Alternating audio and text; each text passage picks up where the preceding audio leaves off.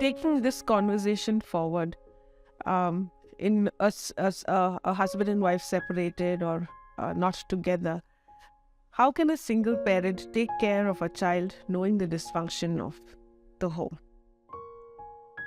Yeah, usually what happens is parents try to influence the children, with the other side of the story, and so each one will be sharing their part of the story, by which the child is also confused.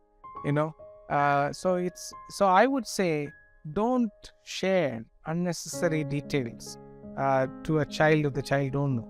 Obviously, if they've seen, they will know it, but otherwise, there is no need to give so much of negative input about your divorced partner to your child, so that the child grows up with that negative feeling towards his or her father or mother.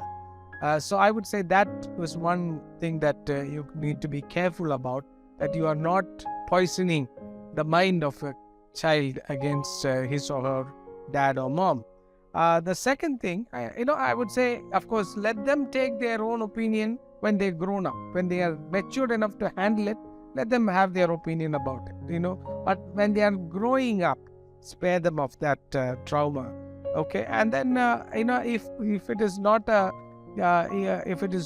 too much irresponsible kind of a situation, I would say even talk positive aspects, to your child about your dad or mom. They have a lot of positive things as well. So talk about those positive things so that they have some good memory, even if there is a need for reconciliation later on. These things serves as a bridge for that reconciliation. Otherwise, that reconciliation will not happen. And as a single parent, you're trying to juggle roles. You're trying to be a mother, you're trying to be a father, you're trying to, be a breadwinner. It's very challenging. And we know of single parents who, go through this heartache of balancing so many things for their children. They're going, putting them in tuitions. And sometimes single parents also overdo. They become clingy to their children.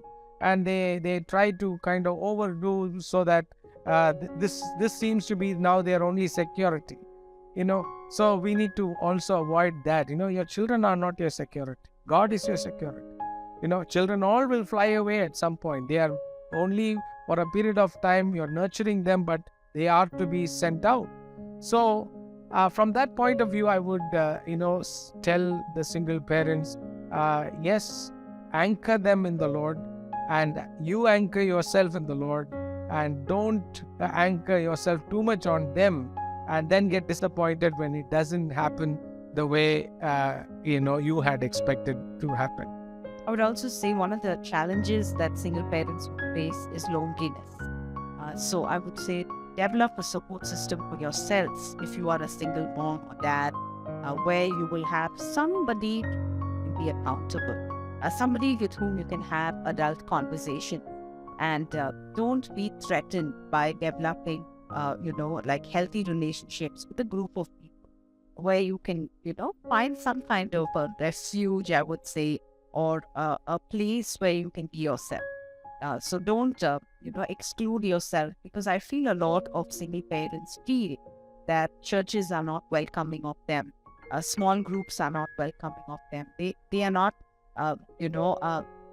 considered in many places. And so I would say, be sensitive if you have single parents around in your own community, in your own building, in your own church circles, that they have different needs.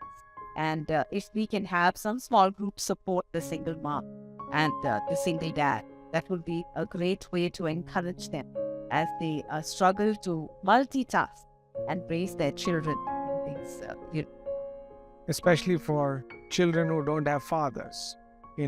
There can be spiritual fathers, like Paul was to Timothy, or spiritual mothers for those who don't have mothers. So that's what the body of Christ can come alongside to play a major role, especially in the life of single parents. So that way we can support one another, and to be sensitive to those people and to those children, and to be there for them is a very, very important ministry that one can engage themselves in.